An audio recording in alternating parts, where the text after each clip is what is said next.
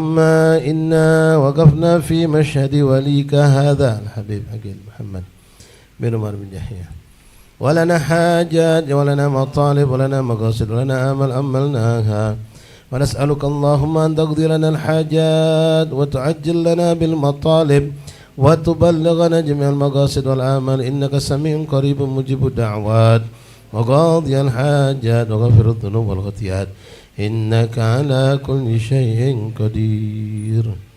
تفضل اجلس.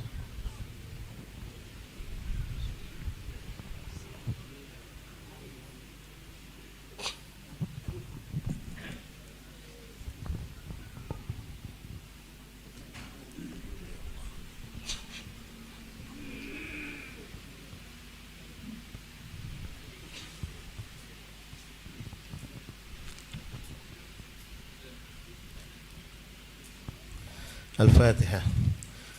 نرسينا شفينا قرة عيننا سيدنا رسول الله محمد بن عبد الله صلى الله عليه وسلم أهل البيت وأزواجه وذرية وأنصار وأصحابه وأحبابه ثم الأرواح كافة ولم من مشارق الأرض إلى مغاربها برها وبرها خصوصا سائر المقنة الملأ وبأهل الزمر فلنقدر أجمعين ثم إلى أرواح كافة ولم أهل هذه البلد أهل فليبن السلام كلهم أجمعين خصوصا صاحب الحضر المقام الحبيب البركة الحبيب عقيل بن محمد بن عمر بن يحيى بمساعدة على المتقدم بهذه الحرب هذه الولاية من العلماء والأولياء والصالحين المقربين جميعا ثم إلى صاحب هذا الكتاب صلوات الإمام أبو عبد الله محمد بن سليمان الجزوري وأصوله وفورهم بمساعدة على بألف ثم إلى ركابة علي كتب النافية مسلم كتب النافية من شيخ الحضرة والأذكار والأوراد والأحزاب منظومة صلوات دعوات مناجات كلهم جميع سوسن قرأنا كتبهم وأورادهم وأحزابهم منظوماتهم صلواتهم دعوتهم مناجاتهم في معهدنا في مجالسنا في أيامنا في أوقاتنا كلهم أجمعين أن الله يتغشاهم برحمة رسول الجنة أن الله يدعى علينا بركاتهم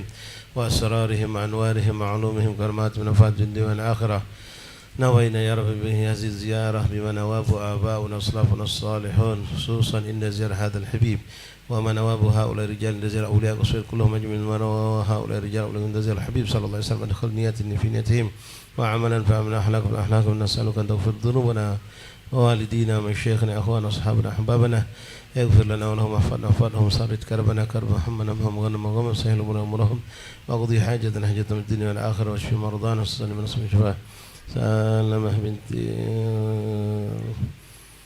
سالم الكهوة بن الرافع بن علي بن عبد الله بن حميد كل ونصر بن شاء الله وصحبنا إن الله يشفيهم شفاعنا جل شفاعنا قرر سبحانه وتعالى ورزقنا التقوى والاستقامة واحتمال ونكون مسلمين خاتم فيه وخير العافية وإلى حضرة النبي محمد صلى الله عليه وسلم سلام الفاتحة.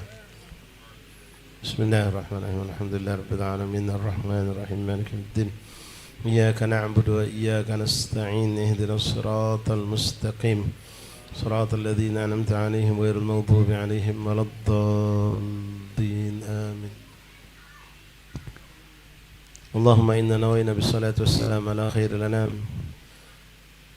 ابتغاء مرضاتك امتثال أمرك تصديق النبي محمد صلى الله عليه وسلم محبة فيه وشوقا إليه وتعظيما لقدرته ولكون أهل ذلك فتقبله من فضلك وإحسانك فنسألك بركة الحج تمام الزيارة بركة الصلاة على النبي صلى الله عليه وسلم اربطنا به صلى الله عليه وسلم ربطا لا تنفق أبدا اغفر لنا ذنوبنا وفرج رجلتنا واشف مرضانا صالحا إن الله وملائكته صلوا على النبي يا أيها الذين آمنوا صلوا عليه وسلموا تسليما اللهم صل وبارك عليه وعلى آله اللهم صل وسلم وبارك على من اسمه سيدنا محمد صلى الله عليه وسلم اللهم صل وسلم وبارك على من اسمه سيدنا أحمد صلى الله عليه وسلم اللهم صل وسلم وبارك على من اسمه سيدنا حامد صلى الله عليه وسلم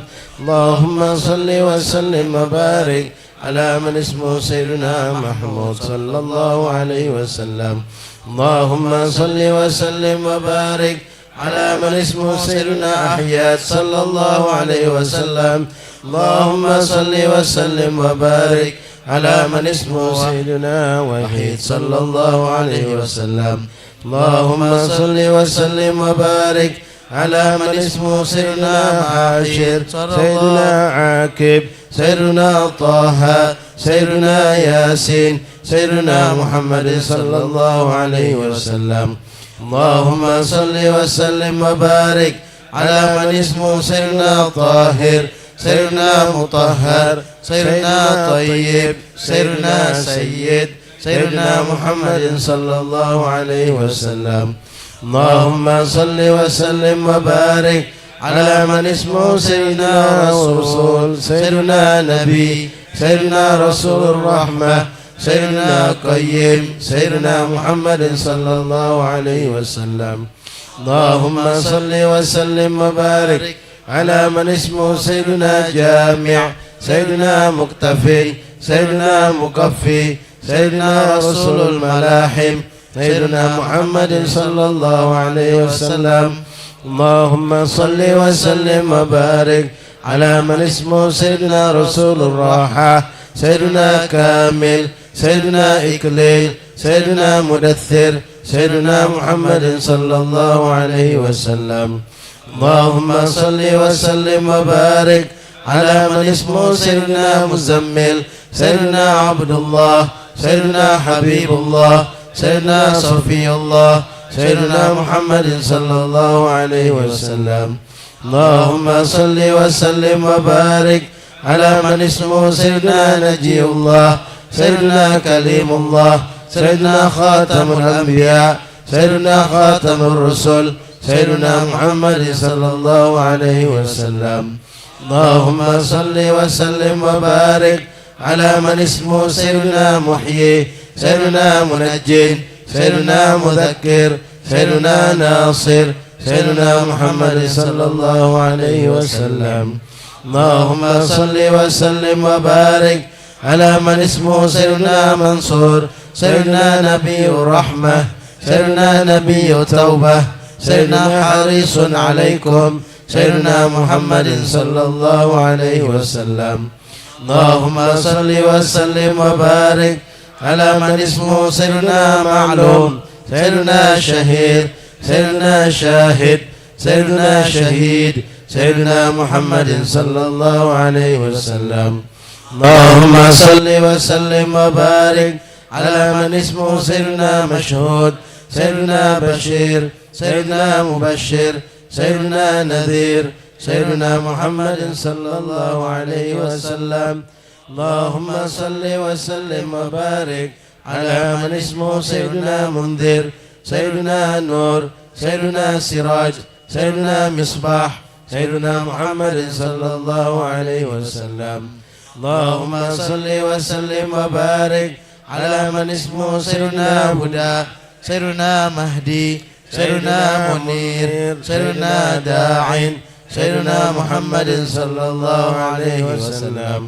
اللهم صل وسلم وبارك على من اسمه سيدنا مدعو سيدنا مجيب سيدنا مجاب سيدنا حفي سيدنا محمد صلى الله عليه وسلم.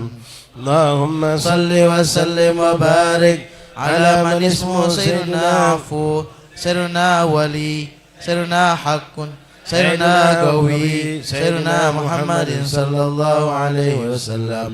اللهم صل وسلم وبارك على من اسمه سيدنا أمين سيدنا مأمون سيدنا كريم سيدنا مكرم سيدنا محمد صلى الله عليه وسلم. اللهم صل وسلم وبارك على من اسمه سيدنا مكين سيدنا متين سيدنا مبين سيدنا مؤمن سيدنا محمد صلى الله عليه وسلم. اللهم صل وسلم وبارك على من اسمه سيدنا وصول سيدنا ذو قوة سيدنا ذو حرمة سيدنا ذو مكانة سيدنا محمد صلى الله عليه وسلم. اللهم صل وسلم وبارك على من اسمه سيدنا ذو عز سيدنا ذو فضل سيدنا مطاع سيدنا مطيع سيدنا محمد صلى الله عليه وسلم. اللهم صل وسلم وبارك على من اسمه سيدنا قدم الصدق سيدنا رحمة سيدنا بشرى سيدنا غوث سيدنا محمد صلى الله عليه وسلم. اللهم صل وسلم وبارك على من اسمه سيدنا غوث غياث سيدنا نعمة الله سيدنا هدية الله سيدنا محمد صلى الله عليه وسلم اللهم صل وسلم وبارك على من اسمه سيدنا عروة الوثقى سيدنا صراط الله سيدنا صراط مستقيم سيدنا ذكر الله سيدنا محمد صلى الله عليه وسلم اللهم صل وسلم وبارك على من اسمه سيدنا سيف الله سيدنا حزب الله سيدنا نجم الثاقب سيدنا مصطفى سيدنا محمد صلى الله عليه وسلم اللهم صل وسلم وبارك على من اسمه سيدنا مجتبى سيدنا منتقى سيدنا أمي سيدنا مختار سيدنا محمد صلى الله عليه وسلم اللهم صل وسلم وبارك على من اسمه سيدنا أجير سيدنا جبار سيدنا أبو القاسم سيدنا أبو الطاهر سيدنا محمد صلى الله عليه وسلم اللهم صل وسلم وبارك على من اسمه سيدنا أبو الطيب سيدنا أبو إبراهيم سيدنا مشفع سيدنا شفيع سيدنا محمد صلى الله عليه وسلم اللهم صل وسلم وبارك على من اسمه سيدنا صالح سيدنا مصلح سيدنا مهيمن سيدنا صادق سيدنا محمد صلى الله عليه وسلم اللهم صل وسلم وبارك على من اسمه سيدنا مصدق سيدنا صدق سيدنا سيد المرسلين سيدنا إمام المتقين سيدنا محمد صلى الله عليه وسلم اللهم صل وسلم وبارك على من اسمه سيدنا قائد الحر المحجلين سيدنا خليل الرحمن سيدنا بر سيدنا مبر صلى الله عليه وسلم اللهم صل وسلم وبارك على من اسمه سيدنا وجيه سيدنا نصيح سيدنا ناصح سيدنا وكيل سيدنا محمد صلى الله عليه وسلم اللهم صل وسلم وبارك على من اسمه سيدنا متوكل سيدنا كفيل سيدنا شفيق سيدنا مقيم السنة سيدنا محمد صلى الله عليه وسلم اللهم صل وسلم وبارك على من اسمه سيدنا مقدس سيدنا روح القدس سيدنا روح الحق سيدنا روح الكسد سيدنا محمد صلى الله عليه وسلم اللهم صل وسلم وبارك على من اسمه سيدنا كافي سيدنا مكتفي سيدنا بالغ سيدنا مبلغ سيدنا محمد صلى الله عليه وسلم اللهم صل وسلم وبارك على من اسمه سيدنا شافي سيدنا واصل سيدنا موصول سيدنا سابق سيدنا محمد صلى الله عليه وسلم اللهم صل وسلم وبارك على من اسمه سيدنا سائق سيدنا هادي سيدنا مهدي سيدنا مقدم سيدنا محمد صلى الله عليه وسلم